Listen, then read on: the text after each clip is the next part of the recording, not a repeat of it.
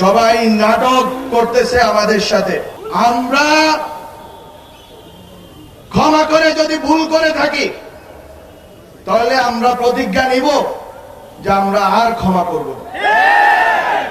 আমাদের আজকে আমার খুব বেশি বক্তব্য দেওয়ার নেই, আমার শুধু একটাই বক্তব্য থাকবে। এই লড়াই অনেক দীর্ঘ। এই লড়াইয়ের জন্য আমরা প্রথম দিকে বলেছিলাম যে মুজিববাদ এর মূলোৎপাটন করতে হবে, কিন্তু মুজিববাদের শিকড় এমন গভীরে প্রথিত বাংলাদেশে যে একে কালচারালি, ইন্টেলেকচুয়ালি, পলিটিক্যালি সকল অর্থেই মোকাবেলা করার যে শক্তি সামর্থ্য, এই শক্তি সামর্থ্য অর্জনের চেষ্টা অথবা লড়াইয়ের দিকে এগুলোর চেষ্টা আমরা খুব কমই দেখেছি। এই ইনকিলাব কালচারাল সেন্টার একটা উদ্যোগ, এর বাইরে আমরা খুব কমই উদ্যোগ দেখেছি। আমি অনেক বড় উৎসাহমূলক বক্তব্য দিতে পারবো না, আমি শুধু কয়েকটা নিজেদের আত্মসমালোচনা করেই 1-2 মিনিটে শেষ করি। আজকে সাংস্কৃতিক লড়াই, আজকে মুজিববাদ বিরোধী লড়াই, সেক্ষেত্রে আমরা অনেক পিছিয়ে আছি। আমরা পিছিয়ে আছি কেন? এটার কারণ হচ্ছে নতুন রিন গভীর থেকে পরিষ্কার করে কাপড়কে রাখে নতুনের মতো উজ্জ্বল। নতুন রিন অ্যাডভান্সড পাউডার।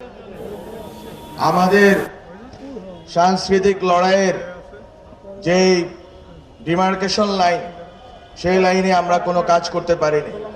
আজকে বাঙালি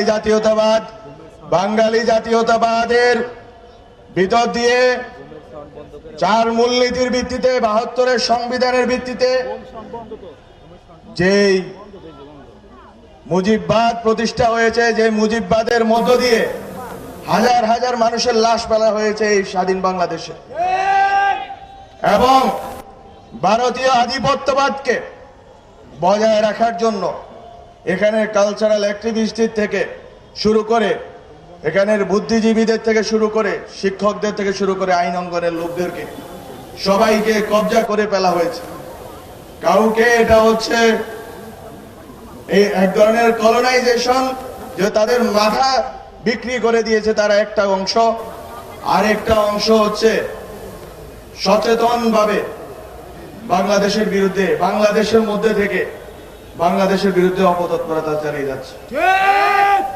এখন এই লড়াই, এই ইনভিজিবল ভিনদেশী অ্যাসেটদের বিরুদ্ধে লড়াই, এর বিরুদ্ধে একজন ওসমান হাদি দাঁড়িয়েছিল।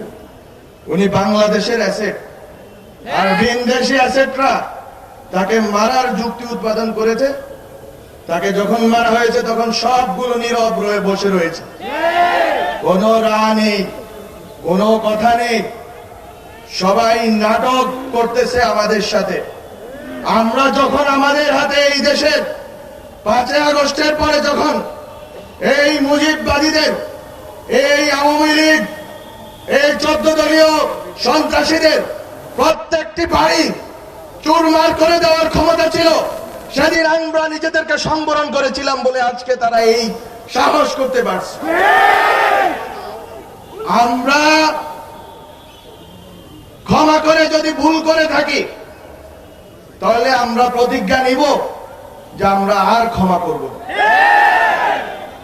আমরা যদি দয়া দেখিয়ে, আমরা যদি মনে করে থেকেছিলাম যে আমরা এই দেশকে, এই দেশের ভিতরে রাজনৈতিক লড়াইকে, রাজনৈতিক দ্বন্দ্বকে এই দেশের ভিতরে মোকাবেলা করব, যারা এই দেশের বাইরে এই দেশের লড়াইকে নিয়ে গেছে তাদেরকে হুঁশিয়ারি,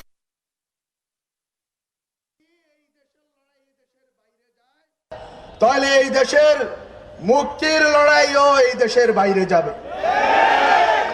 খুবই